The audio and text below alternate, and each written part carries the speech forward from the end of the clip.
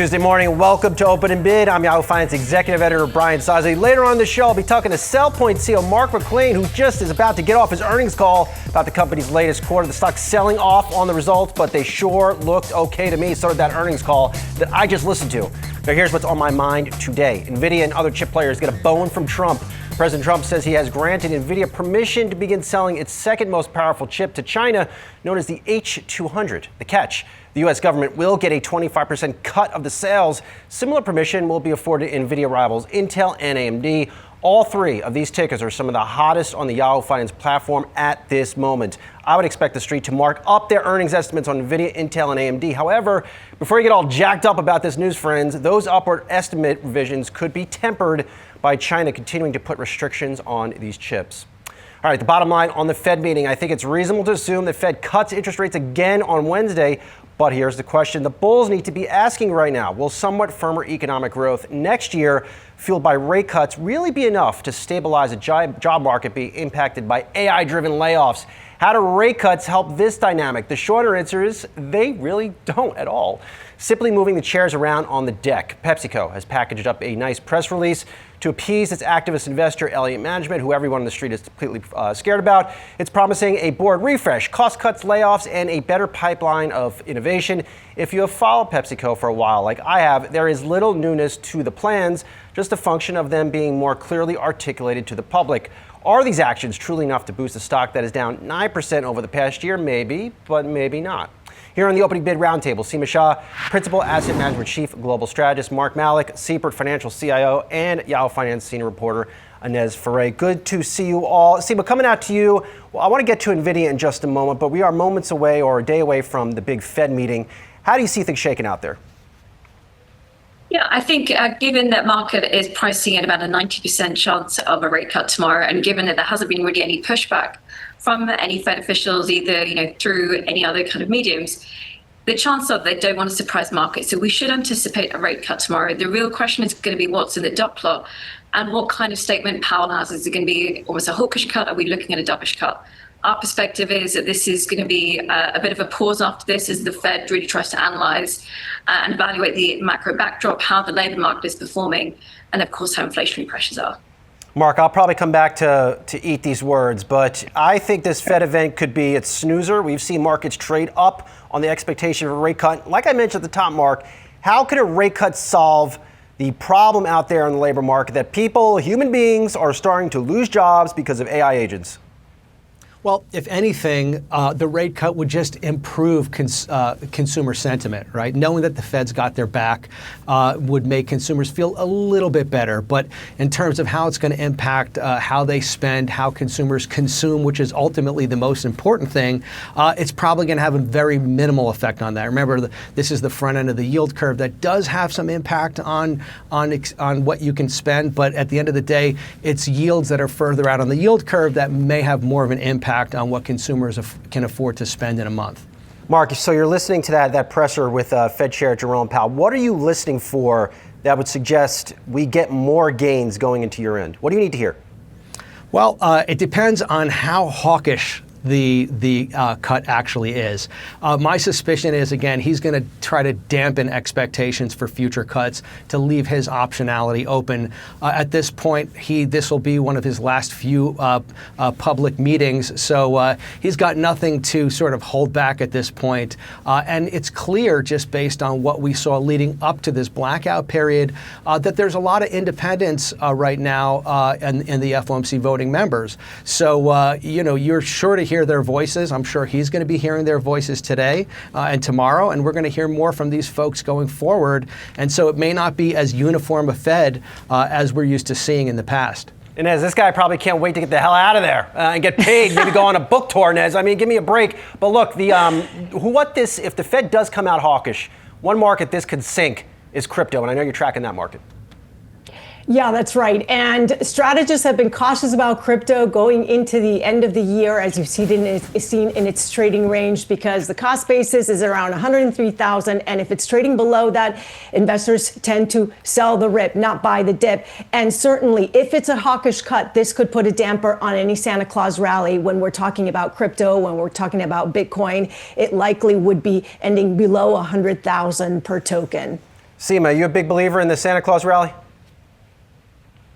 Well, I think it really depends on how the Fed is going to be speaking tomorrow. I mean, if he starts to really play out a nice picture of an economy which is fairly constructive, the labor market is maybe slowing a little bit, but not as a major concern, and then also alludes to the idea that there could be further rate cuts down the line, that is the perfect environment for equities, and we certainly could set the foundations for a longer term rally. But again, as it really does depend on how he's going to sound, I think 2026 either way is going to be a stronger year. So even if you don't get the Santa rally that everyone's hoping for, that doesn't mean that 2026 is going to be a disappointment anyway. Seema, let me stick with you. Why do you think next year will be a strong year for markets? Well, look, we have a constructive macro outlook. We see a bit of policy easing, but ultimately we think that the fiscal easing that is coming through via the tax refunds that are going to hit households' doormats in Q1, the positive impact for corporates from an effective drop in the effective corporate tax rate, those are really things that you're going to move the needle. And on top of that, of course, we have the AI CapEx spending, which is expected to continue. So those, as long as you have a positive economic backdrop, well, then we think earnings could do pretty well. And so we're anticipating a broadening out, not just AI, so AI continues to be pretty strong, but also you see other sectors getting in for the ride. So for overall for 2026, we're pretty risk on. You have to be fairly selective. But ultimately, this is going to be, I think, a good environment for investors next year. Mark, yesterday my man John Stoltzfus over at Oppenheimer put out a really aggressive price target on the S&P 500. I believe it was 8,100. He's looking for more double-digit gains. Is that too rich for your blood? Do you see more double-digit gains next year, or should investors be more measured? No, I think I would agree. I think next year is a very positive year. I agree with what Seema said earlier that, we have the fiscal stimulus that's really going to sort of kick in next year. I think when people realize how much extra they have in their taxes, I think that's going to impact positively on consumption. So I think all of that, and I think, again, the Fed, which is, they're doing hawkish cuts, but they're still cutting, right? They haven't sort of shifted any of that just yet. So I think all of that is going to help propel things forward, as long as the Fed, stays on cue and continues to support the market and remind the market that it is focused on being preemptive if things do start to slow down even more in the labor market. But it should be a very positive year, at least at the point we're at now, from where we can see it today. And as you know, who's having a good morning today? That's Jensen Huang. I mean, argument can be made this guy's had a good 15 years, but today, especially with these chips potentially going to be able to go back into China, I would have to think estimates are going to go up on Nvidia and many other names. Maybe not so much Intel, but at least in Nvidia and AMD.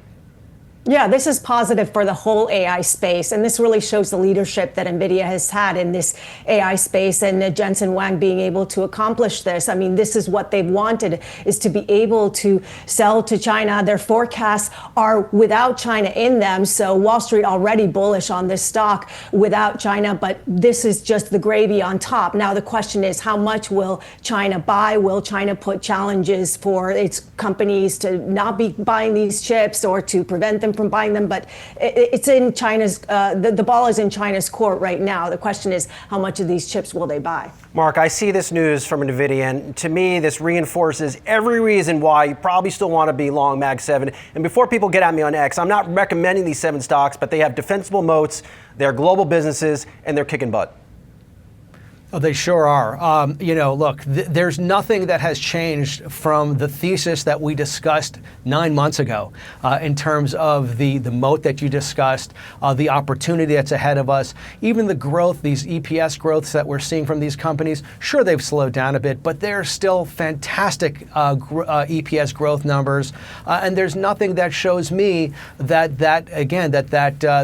investment thesis has changed. In fact, again, this is just a very positive push forward in terms of opening up a market that is clearly demanding some of these products. So this should only sort of underscore the existing very positive, in my view, thesis on these stocks. Seema, with your positive outlook on markets for next year, is it your view that the Mag 7, these stocks are continuing to lead the market? think they're going to continue to play a really important role within the market. I think there's going to be opportunities outside AI. I do think the narrative around AI has shifted a little bit. There is a little bit more caution from the investor mindset than there was. That doesn't mean that these companies are not going to do really, really well. But I do think that as you get to every single earnings season, there's going to be question marks. The news around China is a really good one because certainly that means that Nvidia, the others, can continue to deliver and put aside those investor questions quarter to quarter. But certainly, look, if there's a constructive macro backdrop, you can see good performance from companies outside the tech space. If you think about financials, you think about healthcare, consumer discretionary, given the Q1 stimulus which is coming through. So I think that there's a lot of opportunities out there, as well as AI through 2026. Ines, hard right turn. Locked and loaded on PepsiCo. Came out last night after the close of trading. Looks like they're cutting expenses. They're going to try to appease their feared activist investor Elliott Management. I remember a day, Ines, when people loved consumer staples. They paid dividends. They were supposed to have steady results. That's not anything outside the dividend perspective. I'm not seeing any of that in the food space. I mean, these results are far from steady at all. No, and they've been going against this healthier trend, and you've got the healthy trend that's happening. You've got the input costs that are higher. But look, this change, I mean, it's significant. As you mentioned, lower costs, healthier innovation, not putting these dyes and these things in Cheetos, Doritos. This is going to be huge. I mean, Doritos that are protein Doritos, I would definitely buy those. And then the affordable prices. This is going to be big for the consumer that is inflation heavy, that needs sort of relief with these prices.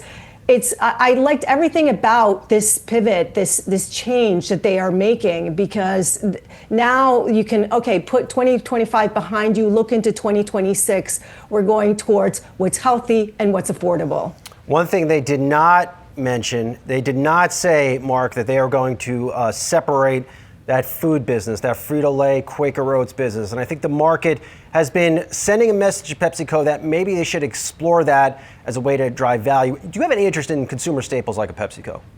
Yeah, I mean, we do like it. I mean, I think it's very positive news what's going on now. I mean, look, the challenge I guess, that Elliott has set for the company has really caused them to rethink things. Like, look, in this business, you have to know your customer, right? These are consumer habits are changing in terms of pricing, what people are willing to pay as price points, what they're expecting from the products. As Ines said, I mean, these products that we're going to get from them going forward, they're not your grandparents' Fritos, but these are not your grandparents that they're selling to. So, they have to, this is all about management, and this is all about execution. And it's good news to hear that a company with great brands like PepsiCo, a company that is underperforming in terms of its margins against its competitors, in some cases half the margins. I mean, there's room to grow, but it's going to take some focus, and it's going to take some aggressive moves, and nothing like activist pressure to get management to focus on really what's important. So I think it's very positive.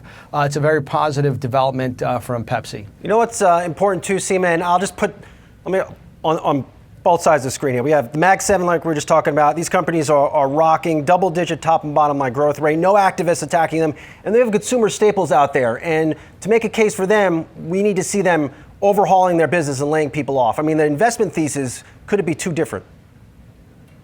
Yeah, they are very, very different. And, as we've just heard, it's really about the models of these companies. How strong are their balance sheets? Do they have margin pressures? Are they cash rich? And is there innovation? I mean, I think for the coming few years, one of the key things that we'll be looking at for any company is how they're leveraging AI, what is their productivity boom? And then as a result of that productivity boom, how are they able to cut costs and improve profitability? So actually, it's a very similar story across whichever sector you're looking at. I think investors really need the same kind of model across each one. It's just that there are some standout performers and others which have a bit more potential to come down the road. One last one for you, Seema. So Fed, I want to go back to the Fed. Federal Reserve, listen to that speech. What's the most important thing you need to hear from? I think the main thing is to understand that how the Fed is looking at the economy. I mean, they have had a blackout period in terms of data, so they are almost driving completely blind at the moment. but we need to get an idea of how strong they feel that the economy is. What are they putting more emphasis on? Is it inflation or is it labor market? And then I think we're going to need a bit more of a narrative around the neutral rate. That's a conversation for tomorrow, but it's also going to be a conversation for the coming meetings as we go through 2026, even as we get the new chairman coming into play in May. Let the fun begin. Seema Shah, Mark Malek, and Ines Ferré, thank you so much. Appreciate it. All right, who said the AI growth story didn't have a potential debt problem? Check out this new chart from Moody's showing the growing debt pile of tech companies to support their AI growth. These plans better pan out or else. I'll be right back with more on the AI trend with SailPoint founder and CEO Mark McClain, who is out with his latest earnings this morning.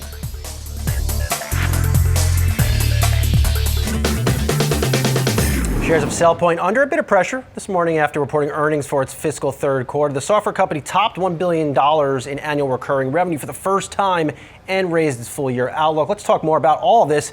Joining us now for today's Power Player segment, Mark McClain, SailPoint founder and CEO. Mark, good to see you. I was on that earnings call, and I came away thinking this is a company that is at an inflection point, in part because it's the industry that you are playing in as an inflection point. Am I totally off base there? You are not off base, Brian, and great to see you again, by the way. Look, it's a very interesting market space. There's been this identity landscape, I will honestly call it in the background a little bit for a couple of decades. Some of us have been part of it, but in the last 4 to 5 years, I think it's been increasing in interest. And frankly, this whole realm of machine and agent identities has pushed it to another level of interest. And I think what we're seeing is a lot of people making noise, making claims at what they can or can't do to help. We strongly believe that our heritage positions us incredibly well to help with some of these really challenging emerging problems. And so you're getting people kind of making their stake or their claim, so to speak. And in the meantime, we just continue to deliver really strong results. I think, it's a challenging time out on the street where if everything isn't 100% perfect, we beat by a decent number on a very large number. We passed the guidance through. We raised our outlook for the year. We're somewhat befuddled sometimes, like, what else can we do? But we're just going to focus on delivering great results to customers, and we believe over time the market will take care of itself. Mark, I'm befuddled too, and you and I have talked about this in the past. I believe it was the last quarter too, and there was somewhat of a similar response. Market is giving good marks or higher valuations to companies pumping out AI agents out there, but they don't seem to be connecting the dots that it's companies like yours that are going to protect companies from all these agents that these companies have let run amok inside. It is in some sense, that's fair, Brian. It's somewhat a second order problem. I don't want to make that sound negative, but it is like, oh gosh, I want to rush to get these agents, take advantage of this incredible technology. And then people go, wait a minute, how secure are those things? What data is getting exposed to those things? And I think it really is a rapidly following on second order problem. And believe me, we are in lots of active conversations with our large enterprise customers around the world about that issue. And I've made a couple funny references in the past to people kind of being on the gas and the brake at the same time in their enterprise car, right? They want to move fast to adopt this technology. And with good reason, there's a set of folks on the security realm kind of tapping the brakes, sometimes more than tapping, to say, wait a minute, we got to make sure that as we expose our data to these agents, that we're protected and that data is safe and secure. So that's the tension people feel, but we do think this tidal wave of interest is not going to go away. I think it was your company put out this bit of research in September. I caught it off the JP Morgan report. 40% of enterprises don't know they have AI agents operating inside of their companies. Like, how is that even possible? Yeah, we continue to be, I won't say befuddled, but something, a little bit surprised where some parts of the organization think they're relatively early in their agentic rollout, and you talk to other parts, they're like, oh, these things are everywhere. And I think it's a little bit the shadow IT thing we saw in the early realm, and some continuing somewhat in SaaS, where the control organizations think, oh, we have a good handle on this, and the business people around the org are running out and grabbing these technologies. And in the case of agents, it's just coming along with many of the vendor products, and in some cases, they have their own development teams that are building agentic capabilities within that business unit, say. So there is, like, it feels to us more momentum of these things are coming from the business than there is awareness of the need to control it in the IT and security teams at times. You have, I believe, a new product coming out late next year regarding real-time authentication. What is that? Well, one of the things we're trying to continue to educate the market on is the difference between what's called authentication and authorization. Those are fancy security terms, but they're really simple when we explain them. Authentication is like, hey, I need to make sure you're really Brian. And when we talk about that, there's a wonderful analogy for those folks that live in the world of New York or other big cities with office buildings, right? Authentication is showing your driver's license to the security guard, and they look at that and they say, that's really you. They let you in the door, so to speak, the front door, the gate, if you will. But then where you go and what you do is kind of invisible to that person. What you need then is a set of controls over what can you actually access within that building. What floors can you go to? What rooms can you go to? Can you go into the locked room where the server closet is? Or if you're a bank, can you go to the vault where the money is? Those are detailed, what we call entitlements, detailed access level decisions that every organization, every application is making all the time. We got kind of excited about the world of authentication, single sign-on, multi-factor authentication, because it's critical. You don't want to let somebody waltz into that building not knowing who they are. But in today's world, if I can fake a license, to continue the analogy, if I can get a fake license and I look enough like Brian and they let me in, but I'm not really Brian, boy, I'm in some risk now if I don't know where Brian's going and what he can do. That's the challenge people are seeing, and it's going to get worse with agents. They're not going to be sure of what are all these things and where are they going and what are they accessing. That's why people are a little bit deer in the headlights, like, I got a lot of work to do to secure my enterprise. All right, well, you scared the hell out of me there, Mark. Where do you fall in this debate that, and it seems to have grown louder since we last spoke, that a ChatGPT and Anthropic, all these model builders are going to completely destroy software companies. Not you, I mean, you're doing security, so you're protecting in many respects the software companies, but how do you see things shaking out?